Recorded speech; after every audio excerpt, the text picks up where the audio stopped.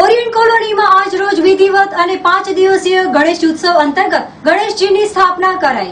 ભુજમાં ઓરિયન્ટ કોલોનીમાં છેલ્લા 3 વર્ષથી ગણપતિ ઉત્સવ મનાવાય છે, જેમાં ચોથા વર્ષે આ કોલોનીના રહેવાસીઓ દ્વારા આ 5 દિવસીય આયોજન કરાયું છે, જેમાં વિવિધ સાંસ્કૃતિક કાર્યક્રમ, રાસ ગરબા, મહાઆરતી જેવા કાર્યક્રમોનું આયોજન કરાયું છે અને મૂર્તિના વિસર્જન રુદ્રાણી ડેમમાં કરાશે તેવું ધીરેન ઠક્કરે જણાવ્યું હતું।